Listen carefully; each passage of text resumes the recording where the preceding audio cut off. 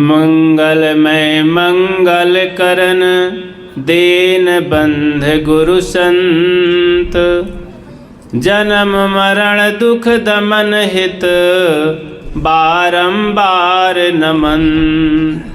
जन्म मरण दुख दमन हित बारंबार नमन। पूजनीय संत समाज, धर्म प्रेमी बंधुओं, श्रद्धा मूर्ति देवियों तथा प्यारे बच्चों, अभी हम बहुत सुंदर, कल्याणकारी और विस्तृत ढंग से पूज्य संत श्री राम साहेब जी के विचार श्रवण कर रहे थे। जीवन के अनेक बिंदुओं पर बहुत विशद विवेचन पूर्वक अच्छा लगा। आप सब लोग पधारे। कार्यक्रम का ये अंतिम तीसरा दिन है। आगे अभी सबको भोजन करना है। मेरे लिए कुछ कहने के लिए समय दिया गया, तो आप सबके बीच में कुछ प्रयास करता हूँ। जीवन में धर्म परमार्थ साधना के लिए बहानेबाजी सबसे बड़ी बाधा हो जाती है, और इसी बहानेबाजी के चलते ये कल्याण का काम, शांति का काम, मुक्ति का काम, सद्गुण कमाने का काम पड़ा रह जाता है। हम इसके धनी नहीं बन पाते हैं, बाकी तो सबके धनी बन जाते हैं। सब कुछ जान लेते हैं, केवल अपने जानने के लिए ही ये मन खड़ा हो जाता है बहाना करने के लिए। समय नहीं है, आगे कर लेंगे, अभी नहीं, तब कर लेंगे। इस तरह से अनेक बहाने करता है। अभी शरीर नहीं ठीक, पैसा नहीं है, समय नहीं है, अभी मैं खाली नहीं हूँ, मेरे शरीर में दर्द है, मैं अभी ध्यान नहीं कर सकता, सत्संग में नहीं जा सकता, बाद में कर लेंगे। इस तरह के अनेक दलीलें मन की होती हैं। इस तरह से मन के चलते हमारा बहुत बड़ा नुकसान हुआ। आत्म लाभ न मिल सका मानव जीवन को पा करके। एक लंबा समय 60, 70, 80, 90, 100 साल का बीत जाता है। जीवन से जुड़ी हुई व्यवहारिक तमाम बातों से हम संपन्न होकर सफल हो जाते हैं, लेकिन कल्याण के क्षेत्र में हम सफल नहीं हो पाते, और आधा अधूरा में जिंदगी पछताते पछताते समाप्त हो जाती है। रोते रोते जन्मते हैं, शिकायत करते करते जीते हैं, और अंतिम में पछताते पछताते मरते हैं। ये जिंदगी की हार, और कहना चाहिए बहुत बड़ी अपने साथ बेईमानी हो जाती है।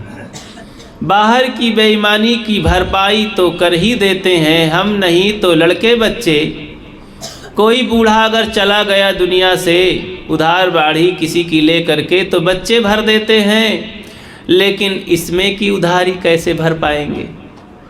अगर हम अशांति और चंचलता को लेकर के चले गए, काम क्रोध लोभ का शिकार होकर के चले गए, दया क्षमाशील संतोष की पूंजी हमारे पास ना रही, तो हम तो कंगाल होकर के ही चले गए, पछताते पछताते।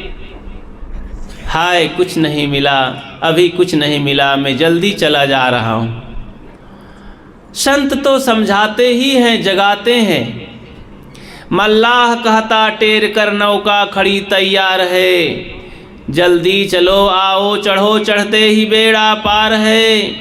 संध्या समय अंतिम घड़ी बेड़ा न फिर से आएगा, जो चढ़ गया सो चढ़ गया, नहीं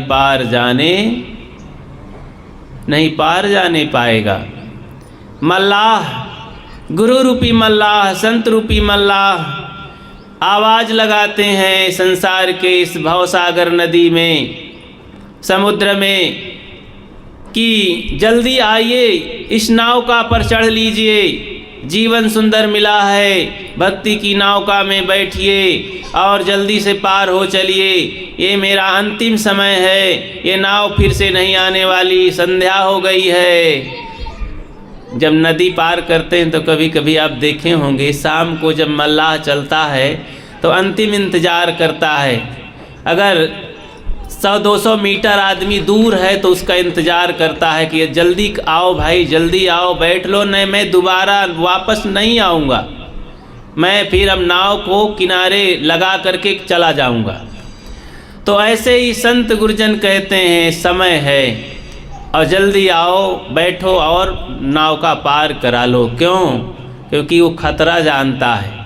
उसी नदी के किनारे बहुत बड़े बड़े तंबू लगे हैं, बहुत बड़ा बड़ा मेला लगा है, अनेक प्रकार के 5 विषय भोगों के सामग्री मेले में है। मेला में बड़ा आनंद आता है, लेकिन उसी मेले में ठग धूर्त और तमाम तरह के लोग हैं, वो नोच खाने वाले भी हैं, जीवन को लूट लेने वाले भी हैं। वो सद्गुरु जानते हैं, वो मल्लाह जानता है, इसलिए ज़्यादा प्रयास करता है कि भैया मेला मत देखो। कब बताएगा वो? जाकर के बीच दरिया में जब जाएगा, शांत वातावरण पाएगा, तभी बताएगा धीरे से। खतरे की चीज़, क्योंकि वो मेला के ठग लोग डरवाए भी रहते हैं मल्लाह को कि ध्यान रखना, हमारे खिलाफ मत जाना, नहीं नाव तुम्हारी चलने नहीं पाएगी।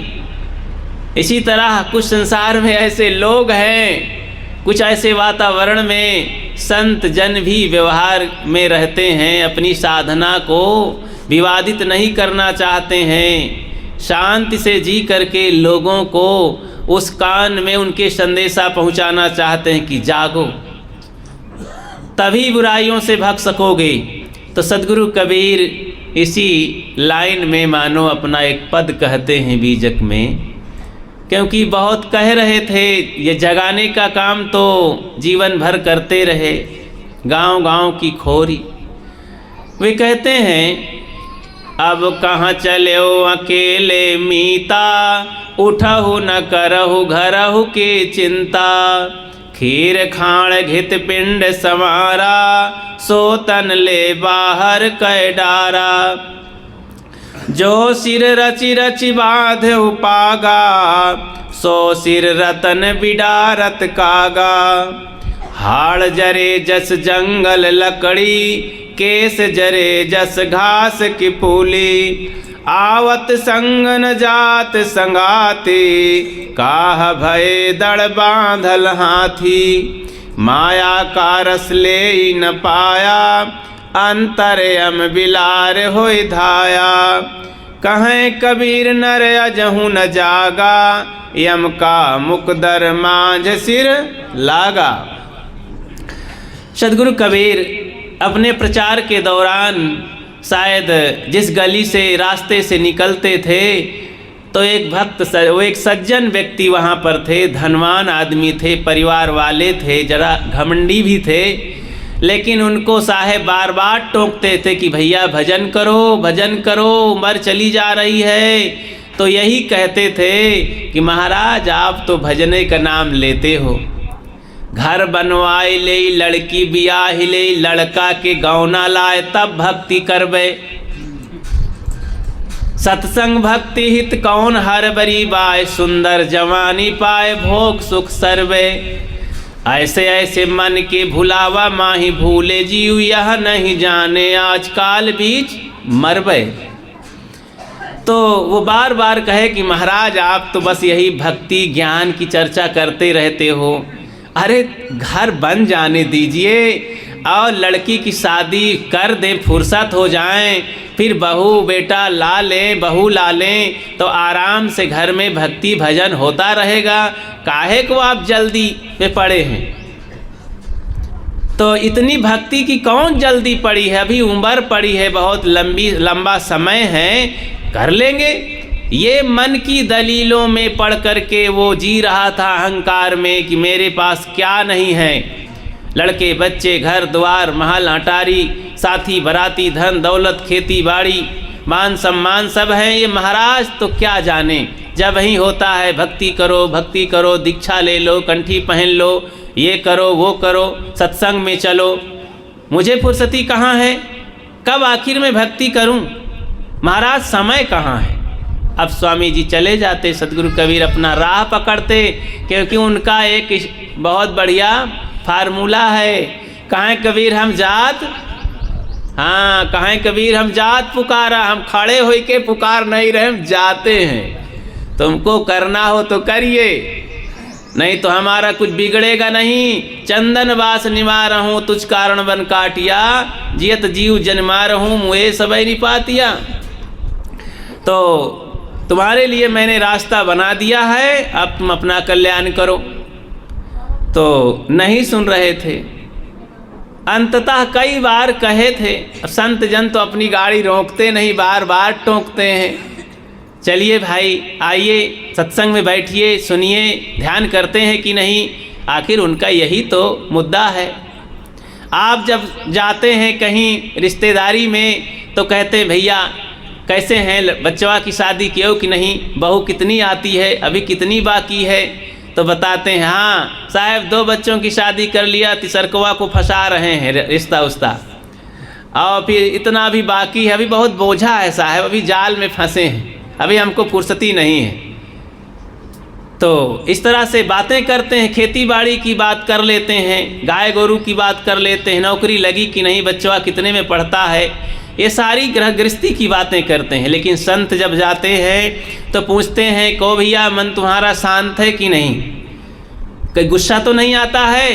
क्यों माता राम, बहू के ऊपर गुस्सा तो नहीं करती हो? अब बहू से पूछते हैं क्यों बेटी, ठीक ठाक से पटता है ना, तुम्हारी सास बहू की कुंडली मिलती है कि नहीं?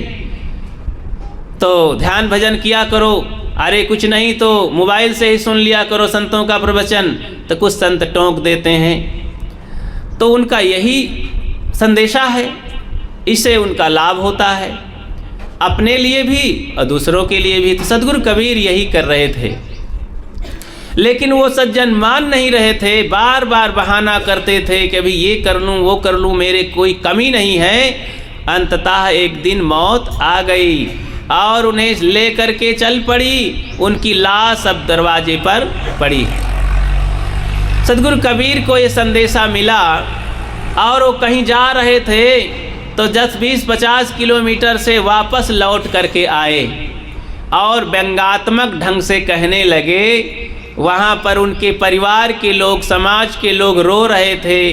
दरवाजे पास द्वार पर उनकी लाश को रख दिया गया था ज़मीन में, और सदगुरु कबीर आकर के सबको हटाए और खड़े होकर के कहने लगे, अब कहाँ चले हो अकेले मीता, अय मित्र मेरे भाई बंधु, अब तुम कहाँ चल दिए हो? उठो न करो घरों की चिंता, अरे उठो घर की चिंता करो, ये तुम्हारे बच्चे रो रहे हैं, सब बिलख रहे हैं, ये महल अटारी को देखो, ये गाय गोरू को देखो, खेती बाड़ी देखो, नात रिश्ते कहीं छूट ना जाएं, कहीं बच्चे फेल ना हो जाएं, इनको देखो भाई संभालो, उठाओ न करो घरों की चिंता। साहब इस पर व्यंग करते हैं। बंधुओं, बहानेबाजी में उनका जीवन समाप्त हो गया।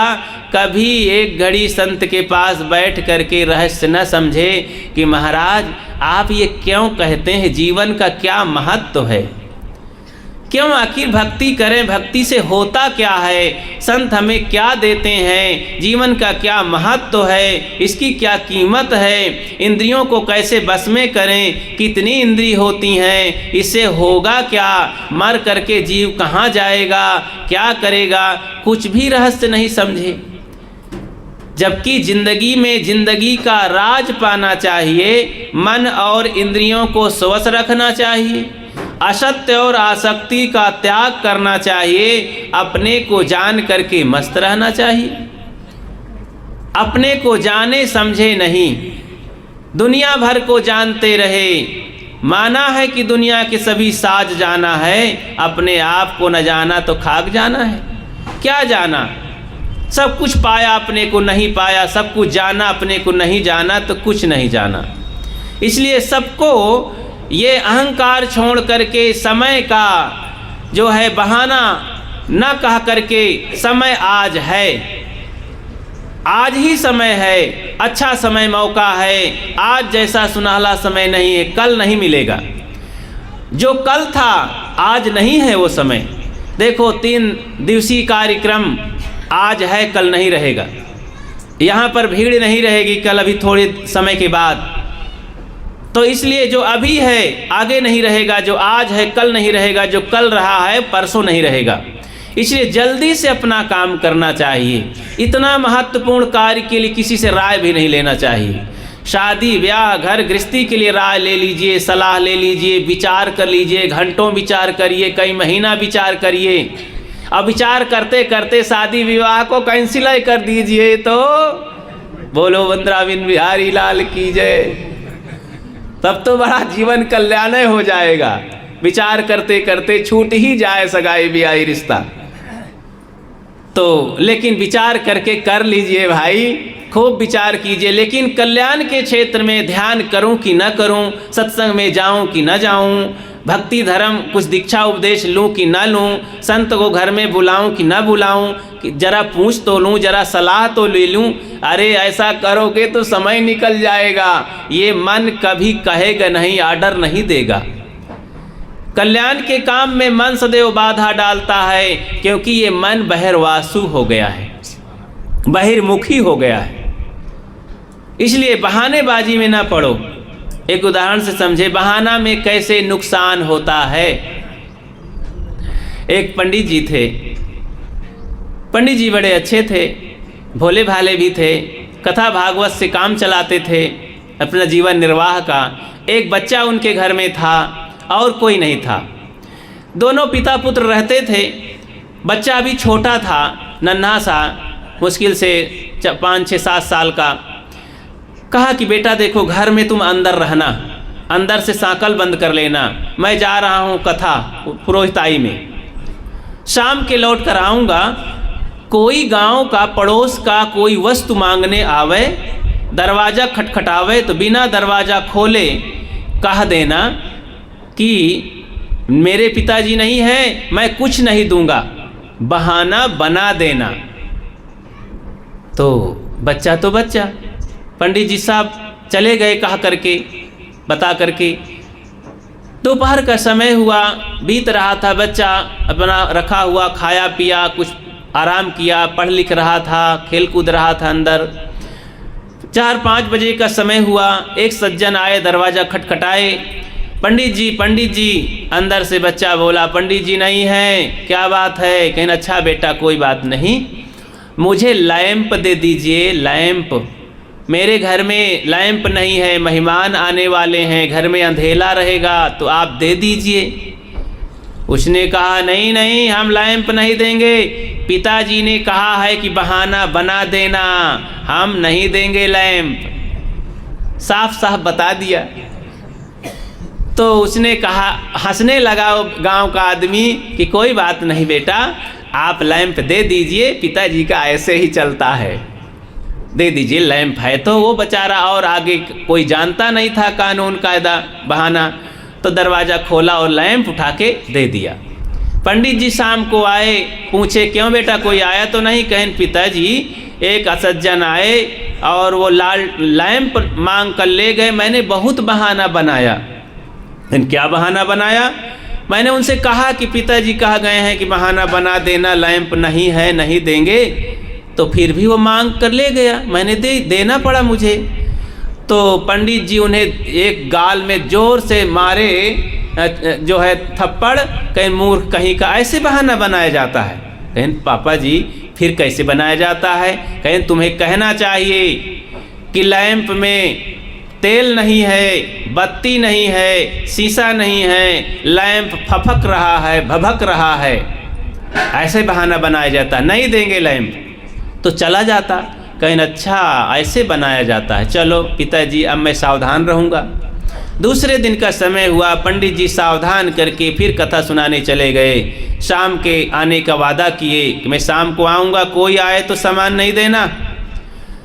दूसरा आदमी, संयोग की बात, ठंडी का दिन था, आया, शाम होने वाला था, 3-4 बज रहे थे। तो वो आदमी कहता है, पंडित जी दरवाज़ा खोलिए, घर में मेहमान आने वाले हैं, मुझे कंबल चाहिए, कंबल, ठंडी का दिन है। तो लड़का कहता है, देखिए भाई साहब, पंडित जी तो नहीं है, लेकिन हम नहीं कंबल देंगे, क्योंकि कंबल में तेल नहीं है, बाती नहीं है, कंबल फपक रहा है, भभक रहा है, शीशा नहीं है, कंबल हम नहीं देंगे। तो फिर भी वो आदमी हंसने लगा, कहने लगा, अरे बेटा तू क्या कर रहा है, तमाशा, कोई बात नहीं है, तेल पानी हो चाहे ना हो, कंबल दे दीजिए। बच्चा भोला भाला कंबल उठाकर दे दिया और फिर सोचता रहा कि इतना बहाना बनाया फिर भी आज ले गया, समझ में नहीं आ रहा था। पंडित जी शाम को आए तो बेटा से पूछे, क्यों बेटा, ठीक ठाक है? कहें, पिताजी मैं बहुत बहाना बनाया, लेकिन आज कंबल ले गया। कहें, बेटा कंबल ले गया, कैसे तूने दे दिया, बहाना कैसे बनाया? कहें, मैंने उनसे बहुत कहा कि तेल नहीं है, बाती नहीं है, भभक रहा है, फपक रहा है, फिर भी ले गया कंबल। कहें, अरे मूर्ख राज, फिर 2 थप्पड़ लगाया गाल में, कहा, अरे तुम्हें कहना चाहिए, कंबल फट गया है, उसका रेसा रेसा उड़ गया है, उसकी धज्जी धज्जी उड़ गई है, कंबल नहीं देंगे, नहीं ओढ़ने लायक है। कहें, अच्छा इस तरह बहाना बनाया जाता है। तब तीसरे दिन पंडित जी सब समझा करके, बता करके कायदा कानून, कहा देखो आज नहीं देना, नहीं तुम्हें बहुत मैं पिटाई करूँगा। और चले गए पुरोहिताई में। तीसरे दिन का नंबर आया, एक तीसरा आदमी आया, कहा जल्दी दरवाज़ा खोलो, मुझे ज़रूरत है। वो 10 बजे पहुँच के आ गया। तो कहा क्या बात है भैया? कहें, पंडित जी को मैं लेने आया हूँ, मुझे कथा सुनना है, श्रीमद् भागवत की कथा अथवा सत्यनारायण की व्रत कथा सुनाऊंगा, मन्नत किया हूँ, मैं पंडित जी को बुलाने आया हूँ। तो लड़का कहता है, नहीं नहीं, हम पंडित जी को नहीं जाने देंगे, पंडित जी फट गए हैं, उनकी धज्जी धज्जी उड़ गई है, उनका रेसा रेसा उड़ गया है। तब बेचारा मुंह लटका दिया कि जब पंडित जी फटी गए हैं, उनकी धज्जी धज्जी उड़ गई है, तो अब मैं जाता हूँ। तब वो आदमी चुपचाप सरक गया कि कहीं समस्या न हो जाए। तब लड़का बहुत सुकून महसूस किया कि आज बहाना बन गया। पंडित जी आए, पूछे क्यों बेटा? तो बहुत खुश हो करके बेटा कहता है, पिताजी आज वो चुपचाप अपना सा मुँह लेकर चला गया। कहीं क्या मांग रहा था? अरे वो मांग रहा था कि हम पंडित जी को लेने आए हैं। तो मैंने कह दिया कि पंडित जी की धज्जी धज्जी उड़ गई है, रेसा रेसा उड़ गया है। तो वो बोला ही नहीं, चुपचाप चला गया। पंडित जी तो अपना सिर पीटने लगे कि हाय मैंने अपना ही नुकसान किया, अरे कहीं मैं जाता तो 1000-2000 का दांव लग जाता, और ये अपने बहानेबाजी के चक्कर में मैंने अपना ही नुकसान कर लिया। आज से मैं कभी बहाना बच्चे को नहीं सिखाऊंगा, ये तो बहाना अपना ही नुकसान करता है। बंधुओं, ये तो एक उदाहरण हुआ, क्या हम ऐसे अपना बहाने में अपना नुकसान नहीं कर रहे हैं? हमने अनादिकाल से इसी मन के इंद्रियों की चंचलता में, बहानेबाजी में कभी धर्म परमार्थ की ओर आगे नहीं बढ़ पाए। ये माताएं बहनें भी, इनसे कहो कि भैया सत्संग में, यहाँ तो देखो धन्यवाद है, इतना सत्संग में माताएं आई हैं कि लगता है कि अब पुरुषों की संख्या से इनकी संख्या ज़्यादा हो गई है लगता है। लेकिन बहुत बढ़िया है, ये तो है क्वालिटी। छत्तीसगढ़ में, मध्य प्रदेश में हम देखते हैं, उत्तर प्रदेश में ऐसी हालत नहीं है, गुजरात में भी जल्दी हालत नहीं मिलेगी। तो महिलाओं की संख्या, किनके इनको चूल्हा चक्की से, लड़के बच्चों से फुर्सत नहीं। तो हाँ, आवे तो यहाँ मन इधर उधर न रखें, मन को सत्संग में लगाएं, क्योंकि आज इसकी बहुत बड़ी ज़रूरत है बंधुओं। सत्संग के माध्यम से नारियों को जागृति मिली है। जो लोग कहते हैं कि नारी जागरण करो, और आधी शिक्षा से जागृति इनको मिल रही है, तो और आगे इनको सत्संग से जागृति मिलेगी। जो लोग कहते संतों से हमें क्या मिलता है? अरे संतों, से नारियों को जागृति मिलती है, बच्चों को संस्कार मिलते हैं, बूढ़ों को सांत्वना मिलती है, अहंकारियों को और सद्बुद्धि मिलती है, और नौजवानों को सद्बुद्धि ज्ञान मिल कर के उनका जीवन सफल बनाने का रास्ता मिलता है। इसलिए संतों से क्या नहीं मिलता है, इसलिए संत शरण में जा कर के हमें ज्ञानार्जन करना चाहिए, जीवन सुधार का रास्ता। इसलिए खूब भक्ति भजन में आगे माताएं बहनें भी बढ़ें, अपने बहुओं को अपने बेटियों को सिखा करके संस्कार दे करके दहेज के रूप में खूब भक्ति भजन दीजिए कि लो बेटी ये ज्ञान जा कर के ससुराल में भी भक्ति भजन करना। और भक्ति कहीं पत्थर पानी की नहीं, पेड़ पहाड़ की नहीं, गोबर माटी की नहीं, भक्ति चेतन की करना और संत गुरुजनों की करते हुए, माता पिता का आदर करते हुए घर में प्रेम से रहना, तो जीवन अपने जीते जी स्वर्ग बन जाएगा। तभी तो संत कहते हैं माता बहनों मेरी मान लीजिए कहन, अपनी बिगड़ी सुधारो रहने आचरण। माता बहनों मेरी मान लीजिए कहन, अपनी बिगड़ी सुधारो रहने आचरण। मातु पितु सासु सासुर पति जेठ जो, इनसे राखो अदबशील संकोचपन।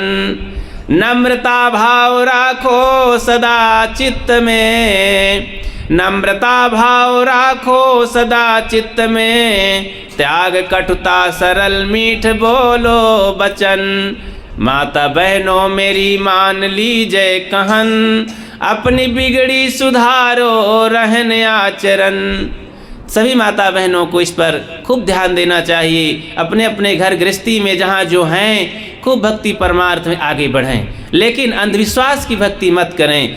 आज जितने तमाम ये अंधविश्वास फैलाने वाले बाबाओं के चक्कर में माताएं ज़्यादा पड़ जाती हैं। भूत प्रेत जादू टोना मरी मसान और इसके पहचान इनके हाथों में, इनके बाहों में, पैरों में दिखाई देता है। घरों के सामने नींबुआ मिर्चा लटका देते हैं। लगता है यही सब इंडिकेशन है क्या भूत प्रेत भगाने के लिए, तो और भी न जानी क्या क्या कर देते हैं। इसलिए जो सदगुरु कबीर की विचारधारा में जागृत जीवन जीना चाहते हैं, सारे अंधविश्वास के पर्दे को फाड़ कर फेंक देना चाहिए। शरीर में भी अपने, घर में भी अपने नहीं रखना चाहिए। और तमाम तरह के निशानियां हैं, तो पहचान है भ्रम की निशानियां। लोग अपनी गाड़ियों के पीछे जूता टांग देते हैं, ये भी भ्रम की निशानी है। काला धागा बांध लेते हैं हाथों में, अथवा और भी तमाम धागा बांध लेते हैं पैरों में, और भी न जानी कौन कौन चिन्ह बना देते हैं घरों के सामने। बढ़िया बिल्डिंग बना करके वहाँ एक खोपड़ा लगा देते हैं, जीभ निकाले हुए, क्या कहते हैं मैं तो नहीं जानता हूँ, तो लगा देते हैं। और खेतों में तो काली हंडी रंग करके टिप टाप के टांग देते हैं, वहाँ कोई टोना न लगे खेती बाड़ी में, और भी न जानी क्या क्या करते हैं। तो इसलिए इन सब सारे भ्रमों से, जादू टोना जंतर मंतर शकुन अपशकुन छींक और काना और लूला लंगड़ा, ये सब देख करके शकुन अपशकुन के बारे में नहीं, इन सब से ऊपर उठ करके निर्भ्रांत जीवन जियो, हल्का जीवन जियो। देखो पर्वत पर चढ़ने के लिए जितना आप खाली हो जाएंगे, हाथ पैर में कोई बोझा नहीं होगा सिर में, उतना जल्दी से आप पर्वत के शिखर पर चढ़ जाएंगे। ये भक्ति की ऊंचाई में, कल्याण साधना की ऊंचाई में, मुक्ति तक पहुंचने के लिए आपका जीवन हल्का फुल्का होना चाहिए। तो इसके लिए एक उदाहरण और याद आता है कि एक पहाड़ी के नीचे, पहाड़ है ना अगल बगल, तो पहाड़ पर कोई जाके नहीं बसता है, सरलता नीचे होती है बसने में। लेकिन जब ऊंचे बड़े बड़े पर्वत होते हैं तो कभी कभी बड़ी बड़े कांड घटनाएं होती हैं। पानी बरसता है तो बड़े बड़े पत्थर, वहाँ से मिट्टी पिघल जाती है और वहाँ से भूस्खलन होता है, तो बड़े बड़े पत्थर, कई कई ट्रक के पत्थर और लुढ़क पड़ते हैं, तो पेड़ पहाड़ और बस्ती को रगड़ते हुए वो नीचे जाते हैं। तो बस्तियां जो बसी हुई थी उसमें हर समय बारिश में हर वर्ष जन धन की हानि हो जाती थी, सैकड़ों लोग तबाह हो जाते थे और दशकों लोग मारे जाते थे और बहुत खेती बाड़ी नुकसान होता था, गाय गोरू मर जाते थे। तो वहाँ ऐसे ही घटना हो चुकी थी। बारिश हुई और बारिश निकल गई, फिर बहुत लोग तबाह हो गए, घर गृहस्थी बिगड़ गई। तो लोग रो रहे थे, निराश थे, उदास थे और परेशान थे। तो वहाँ एक संत पहुँच गए, देखे कि यहाँ रात रहना चाहिए, बस्ती है और देखता हूँ। वहाँ गए तो लोग सब उदास निराश थे। पता लगाए क्यों भाई निराश हो। लोग कहने लगे कि महाराज ऐसी ऐसी बात है। कहे तुम लोग कैसे आदमी हो, इसका निराकरण करिए, इसके लिए प्रबंध करिए, व्यवस्था करिए। ये जो हर वर्ष समस्या आती है तो समस्या का समाधान तो है ना, मनुष्य क्या नहीं कर सकता है। कहें महाराज आप तो ऐसा बता रहे हैं कि मालूम पड़ा था हम बुद्धू हैं। कहीं ना बुद्धू नहीं तो क्या हैं। कहीं अच्छा महाराज आप ही बताइए, हम बदलों को रोक सकते हैं क्या बारिश होने से? पहाड़ को उठा के इधर उधर कर सकते हैं क्या? नदियों को बाढ़ से हम रोक सकते हैं क्या? हम जब यहीं रहते हैं तो पानी बरसेगा, पत्थर टूटेगा, बाढ़ आएगी, हम मरेंगे ही। कहीं भोलेनाथ बुद्धि विकसित करो। आज आदमी मंगल ग्रह पर चल रहा है, चंद्रलोक में घर बनाने को सोच रहा है, और तुम यहाँ पर अभी तराई में बसे हो, पहाड़ के नीचे बसना चाहते हो, तो दुख नहीं उठाओगे क्या होगा? कहीं महाराज आप त्यागी तपस्वी सिद्ध पुरुष हो, आप ही बताइए। कहीं आइए मेरे साथ, कुछ फावड़ा ले लो, कुदार ले लो, कुल्हाड़ी ले लो, अपने जानवरों को ले लो और आज नहीं तो कल तक में ऊपर पहुँचाओ। ऊपर शिखर पर ले चलो। शिखर पर सबको ले जाते हैं 2-4 दिन में। ऊपर पत्थर ले जाते हैं, कुछ लकड़ियाँ ले जाते हैं और कहीं यहीं झोपड़ी बनाओ, यहीं मकान बनाओ, यहीं खेती करो, यहीं गाय गोरू बांधो। तो करते हैं। 4 महीना के बाद जब बारिश का समय आया तब तक में उनकी खेती कुछ सज गई, ज़मीन कुछ बराबर हो गई और अपना बस्तियां कुछ बसा लिए। अब बारिश होने लगी, मूसलाधार बारिश हुई, कई घंटे बारिश होती है। तब मौसम साफ होता है, बाहर घरों से निकलते हैं, लोग देखते हैं, एक भी आदमी नहीं मरा, कोई नुकसान नहीं हुआ, गाय गोरू वैसे ही, खेत बाड़ी वैसे ही, कोई बाढ़ नहीं आई है। भूस्खलन हुआ है, पहाड़ नीचे ढनगे हैं बड़े बड़े पत्थर, लेकिन एक भी आदमी, एक भी जीव जंतु नहीं मरा है। बहुत खुश हुए, सोचे कि एक महात्मा के एक दिन के आदेश से, एक दिन के उपदेश से, हमारे परंपरागत पूर्वजों से ये समस्या का समाधान हुआ। न जाने कितने लोग मर गए इसी समस्या में। हम लोग बुद्धि को विकसित नहीं कर पाए, सोच नहीं पाए, कोई व्यवस्था नहीं कर पाए। एक संत आ करके अपने बुद्धि के कमाल से हाथ नहीं चलाया उसने, हम लोगों को केवल आर्डर दिया, ज्ञान दिया। हम लोग स्वयं मेहनत करके आज हम सुखी जीवन जी रहे हैं। इतना खुश हुए, इतना खुश हुए कि गजब का भंडारा किए। तो इस तरह से संतों के ज्ञान उपदेश से जब शीर्ष पर आदमी पहुंच जाता है, शिखर पर पहुंच जाता है, तो सारी समस्या का समाधान होता है। बंधुओं, इसी तरह जब आत्म ज्ञान और स्वरूप स्थिति आत्मलोक तक पहुंच जाएंगे, स्वरूप लोक तक पहुंच जाएंगे, शांति को पा जाएंगे, आत्म कल्याण कर लेंगे, जीवन निर्दोष हो जाएगा, तब आपको कहीं भटकना नहीं होगा। तो आप जादू मंत्र टोना टोटका गोबर माटी मरी मसान देवी देवता भगवान भवानी इन सब से ऊपर उठ जाओगे। इसकी कोई ज़रूरत नहीं है, ये कचड़ा है, ये दलदल है, ये बोझा है। तो संत गुरुजनों की शरण में जाकर सत्संग के माध्यम से बोध प्राप्त करो, ज्ञान बोध रहनी वान बनो जी। आप इंसान हो जाएंगे, इंसान बन गए तो भगवान भी, तब भगवान खोजने की जरूरत नहीं पड़ेगी, इंसान बस बन जाओ। लेकिन हम तो इंसान नहीं बनते हैं, हम भगवान के पीछे पड़े हैं। कहाँ? अच्छा भगवान मिल भी जाएगा तो कैसे पहचानेंगे? वो आँख ही नहीं है, इतने भगवान हैं। एक महात्मा के पास गए, कहें महाराज मैं बहुत दिन से त्याग तपस्या कर रहा हूँ, भगवान का दर्शन आज तक नहीं मिला। कहीं पागल कहीं का, मेरी बात मान, कल है भगवान का दर्शन हो जाएगा।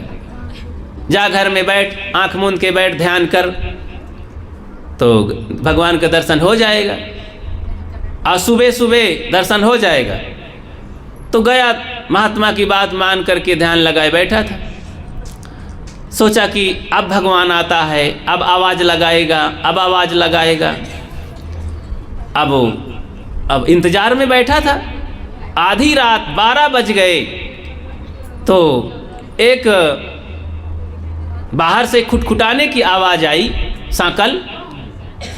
तो वहाँ पर गया, देखा, दरवाज़ा खोला तो वहाँ पर कोई नहीं दिखाई दिया। अरे कोई एक भैंसा था, वो आकर के सींग रगड़ देता था दरवाजे में और इधर उधर चल देता था, घूम घूम करके रात को कहाँ जाए वहीं बैठता था। तो देखा तो कोई नहीं, अंधेला, काली रात। फिर जाकर सो गया, फिर इंतज़ार कर रहा था। जैसे फिर 2 बज गए तो फिर ज़रा सा कुछ आहट आई, चौंक रहा था, फिर गया, देखा तो कोई नहीं। इतने में 5 बज गए। फिर तेज़ी से वही भैंसा आकर के रगड़ने लगा दरवाजे में सिर, अपना सींग। वो आदमी निकला कि अब भगवान आ गया। देखा तो भैंसा लठ उठाया और 4 लाठी दिया, भैंसे को खदेड़ दिया। अब क्रोध के मारे गुस्साया और कहा कि देखता हूँ, महात्मा जी को कह रहे थे कि सुबह दर्शन होगा, भगवान आएगा, बड़े झूठे हैं भगवान महात्मा जी। गए वहाँ आश्रम तो गए, क्यों महाराज जी आप बहुत झूठ बोलते हैं? कहें अच्छा तो ये बताओ कोई नहीं आया? कहें आया तो? कहें फिर क्या हुआ? कहें वो भैंसा था, मैंने 4 लठ लगाया, उसे खदेड़ दिया। कहें अरे मूर्ख राज, जब तुझे भैंसे में भगवान नहीं दिखता तो कहाँ दिखाई देगा? तू पत्थर में मान लिया, तू गोबर में मान लिया, तू पेड़ पौधे में मान लिया, तू लकड़ी पत्थर में मान लिया भगवान, न जानी कहाँ कहाँ चांद सितारे में मान लिया, तूने प्राणी में नहीं माना। इन्हीं प्राणियों को लोग मार करके खा रहे हैं, उबाल उबाल करके। क्या मछली में, बकरे में, मुर्गी में भगवान नहीं है? ये कैसा आदमी हो गया है? अगर इन प्राणियों में भगवान मान लें तो क्या हम पाप करेंगे, हत्या करेंगे? फिर हमको कोई खाने पीने की कमी है? बुद्धि बिगड़ गई है बंधुओं। दुर्बुद्धि के परिणाम में यही हो रहा है। तो साहब इस तरह का उपदेश करते हुए लोगों को चौंका दिए। लोग वहाँ बहुत इकट्ठा थे। कबीर साहब तो बाजार में रहते थे ना, तो कबीर खड़ा बाजार में, तो बाजार में अपनी सबकी मांगे खैर, ना काहू से दोस्ती ना काहू से बैर। तो कहते अब कहाँ चले हो अकेले मीता, उठाऊ न करो घरों की चिंता, घर की चिंता करो। तो इस तरह का उपदेश दे करके बहुत रुचि ले रहे थे लोग। साहब आगे बताने लगे जीवन की हकीकत को, अहंकारियों की दशा को बताने लगे कि तुम जिस बहाने में पड़े थे, इस शरीर जवानी के अहंकार में, धन के अहंकार में, परिवार के अहंकार में भक्ति भजन नहीं किया। सुनो मैं बताता हूँ। उस तुम्हारे इस गंदे शरीर को बाहर डाल दिया गया है, कोई इसको पूछने वाला नहीं है, और अभी तमाशा होने वाला है। जिस सिर में तुम बड़ी बड़ी पगड़ी बांधते थे और सिर को अहंकार से ताने रहते थे, वो सिर को डाल दिया गया है और श्मशान में डाल दिया जाएगा। सो सिर रचरत बांधे पागा, सो सिर रतन बिडारत। उस तुम्हारे सिर रूपी रत्न को, खजाने को कौवे फोड़ेंगे, कौवे वहाँ चोंच मारेंगे अथवा आग में भून डाल करके तुम्हें राख बना देंगे, तुम्हारी हड्डियाँ जल जाएंगी। हाड़ जरे जैसे जंगल लकड़ी, तुम्हारे शरीर की जो मजबूत हड्डियाँ थी, खीर खा करके, घी खा करके, मेवे खा करके मजबूत किए थे, वो हड्डियाँ लकड़ी की तरह जल जाएंगी। और तुम्हारे बाल, कितने सुंदर बाल, कंघी करते करते, तेल और सेंट लगाते लगाते, इसी को झाड़ते झाड़ते, ये भाई लोग तो आज सिरे में ऐसा बढ़िया बढ़िया कटिंग कटाते हैं कि लोग देखते रह जाते। और ये माताएं लोग तो इसी थोड़े से 6 इंची के मूड़ में बाल बांधते बांधते इनको बहुत समय लगता है। इतना फैशन है। अरे क्यों समय गंवा रहे हो भाई 4 ठो बाल में? अरे समेट समेट के बांध के अपन काम करो। रात दिन इसी बाल खाल को संवारते संवारते सारा समय जा रहा है। इसलिए बाल खाल से ऊपर उठो, आत्मा तक पहुँचो, संयमित बनो, ध्यान चिंतन करो। सजाओ नहीं शरीर को, बहुत सजा सजा करके खतरे पैदा कर लेते हो अपने लिए। अब जितना सजा है, प्रकृति ने सजा दिया है, बस उसे धो पहुँच करके बढ़िया ढांक ढूंक करके रखो, मर्यादित रहो। बस ज्ञान के धनी बनो, ज्ञान से सुंदर बनो, प्रेम से सुंदर बनो, विनम्रता रखो कि लोग मरने के बाद भी याद करें। जिंदगी ऐसा जियो जिंदा रहे दिल साथ, तो ना रहे दुनिया में तो दुनिया को आए याद। तो ऐसी ज़िंदगी जियो कि अभी कल शरीर छूट जाए तो लोग हमारे याद करें कि भैया चले गए, वो बहुत हीरा थे, चले गए और उनके रहने से गांव की छवि बनी थी, आज तो दीपक बुझ गया, लोग याद करें। जीते जी आपके पीछे बहुत लोग चलते थे, आपकी बहुत बड़ी पूंछ है, और जाने के बाद भी आपकी पूंछ खराब ना हो, पूछते रह जाएं। तो इसीलिए ज़रूरत है इसकी, ऐसी ज़िंदगी को संवारो, सुधारो। ये जीवन इसीलिए मिला है, मानव जीवन में संभव है। तो साहब कहते हैं तुम्हारा हाड़ और बाल घास और लकड़ी की तरह जल जाएंगे, तो उठो, चिंता करो।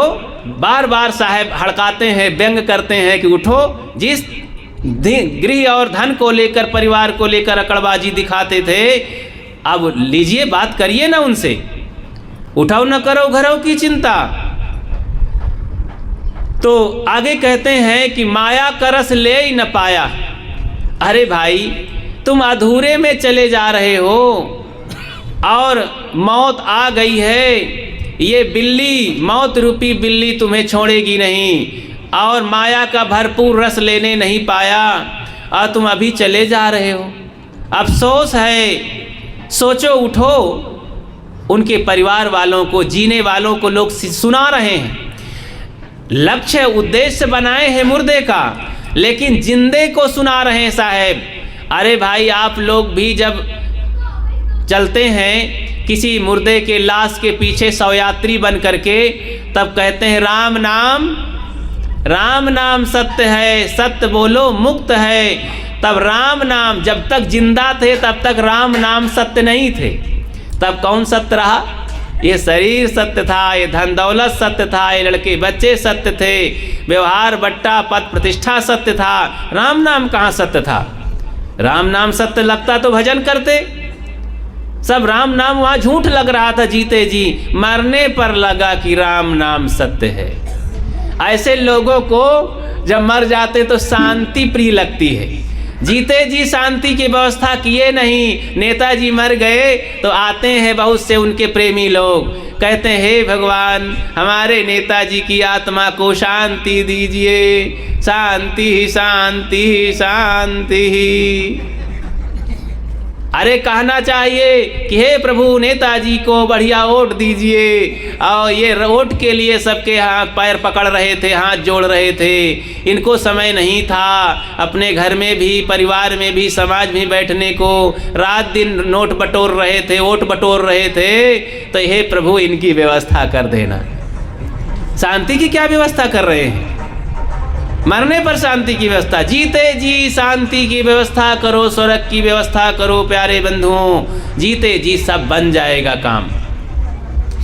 उंजियरिया में लेते हो बनाए, अंधियरिया में ना बनी है। ये जीवन उजाले का है, उजाले में अपना काम कर लो। नहीं, ये संध्या, ये जीवन छूटने वाला है। फिर ये मानव जीवन समाप्त होने के बाद अंधियारी लग जाएगी। पशु जीवन अंधियारी का जीवन है, पशु नहीं कर सकते हैं। इसलिए प्यारे बंधुओं, हमें इसी जीवन में काम करना चाहिए। साहब कहते माया का रस ले ही न पाया, अंतर्यम बिलार हो धाया। अरे यमराज रूपी बिलार और दौड़ करके तुम्हें लूट लिया, कुछ नहीं कर सके। कहाँ कबीर नर अजहू न जागा। सदगुरु कबीर कहते हैं तू आज भी नहीं जग रहा है। मेरे भाइयों बहनों, जागो, जीवन में देखो, संसार में आंखें खोल करके सब उठ करके संसार के लोग जा रहे हैं। बचपना से लेकर बुढ़ापे तक लोग मर रहे हैं, खाली हाथ जा रहे हैं। इसलिए जागो, यहाँ की चीज़ों का कोई अहंकार मत करो, बस काम करो, उपयोग करो। ये सारी चीज़ें भजन करने के लिए मिला है। आपके पास धन है, जवानी है, पद है, प्रतिष्ठा है, मान है, सम्मान है, तो धन्यवाद कीजिए प्रकृति का और अपने पुण्य विधाता का, और सोचिए कि हे प्रभु, आपने मुझे भजन करने के लिए सारी सुविधाएं दी है, और क्या चाहिए। और इस सुविधा का आप बढ़िया लाभ उठाइए। जीते जी हंसते मुस्कुराते रहिए। अरे आप अकेले में रहिए तो हंसिए, बिस्तर पर जाइए तो जरा मुस्कुरा कर फिर सोइए, मुस्कुराते न बने तो जरा कपड़े ढांक लीजिए, तो अंदर अंदर मुस्कुरा लीजिए, तो फिर आदत पड़ जाएगी। मुस्कुराइए कि बहुत बढ़िया जीवन मिला है, कोई कमी नहीं है, मानव जीवन मिल गया, बस और क्या चाहिए। इसमें पूरी संभावना है भक्ति, मुक्ति, कल्याण की। जैसे आप, उसी कल्याण का नाम है भगवत प्राप्ति, भगवान की प्राप्ति, ईश्वर का दर्शन, परमात्मा का दर्शन, सच्चिदानंद का दर्शन, अल्लाह खुदा का दर्शन। कल्याण का नाम है, शांति का नाम है, उसके बहुत नाम हैं। जैसे पानी का ही नाम जल भी है, वाटर भी है, तोय भी है, आप भी है, नीर भी है, जाल भी है, भाषा है ये केवल। इसी तरह यही आत्मा का ज्ञान जब हो जाता है, आत्मदर्शन होता है, तो उसी दर्शन को हम कहते हैं शांत की प्राप्ति, कल्याण की प्राप्ति, भगवान की प्राप्ति, ईश्वर की प्राप्ति, शांत की प्राप्ति। इस तरह से भाषा में कहीं भटके नहीं। जीव से ऊपर और कुछ नहीं है, जीव सादा शब्द है, और वही जब साधना करके आगे बढ़ गया तो परमात्मा हो गया, महात्मा हो गया और भगवान हो गया। भग्न कर दिया वान उसको कहते हैं भगवान। भग माने बुराई, अवान माने नष्ट कर देने वाला। जो बुराइयों को नष्ट कर दिया वो भगवान हो गया, सीधी सी बात है। इसलिए अपने अपने कमियों को, अपने अपने दोषों को, बुराइयों को नष्ट करने का काम करो। इसके लिए कोई उम्र नहीं होती है, होती है। अरे जब से जानकारी अगर बच्चे को है कि मैं बुरा कर रहा हूँ तो बुराई को दूर करो। जवान को पता चले कि मेरे अंदर बुराई है तो दूर करो। जब तक हम बुराई को दूर नहीं करेंगे तो कभी हृदय में शांति आ नहीं सकती है। इसके लिए एक उदाहरण छोटा सा सुना दूं। एक गांव में कई कुत्ते लड़ रहे थे कुआं के पास। वही बड़ा सा कुआं, आप लोगों के यहाँ तो बहुत कुआं है, लेकिन वहाँ जहाँ की मैं बात कर रहा हूँ वहाँ एक ही कुआं था। बड़ा सा गांव में एक कुआं था, उसी का पानी सब पीते थे, तो सबका जीवन निर्वाह होता था उससे। उसी में कुत्ते लड़के गिर गए शाम को। सुबह पानी भरने गए तब तक में फूल करके ऊपर आ गए कुत्ते। अब कुत्ता कुआं में गिर जाए तो बड़ी घृणा होती है। कोई गाय गोरू आदमी गिर जाए तो घृणा नहीं होती है, अन्य जानवर, लेकिन कुत्ते के गिर जाने से बड़ी घृणा होती है कि अरे कुत्ता गिर गया, पानी कैसे पिएं। तो गांव के लोग सब सन्न रह गए, अब क्या हो। अब बुद्धि काम नहीं कर रही थी, क्योंकि भोले लोग थे, बुद्धू लोग थे। अरे निकाल के फेंक देना चाहिए उधर, पानी को निकाल दो, शुद्ध हो जाएगा। लेकिन नहीं, गए किसी बुझक्कड़ी के पास।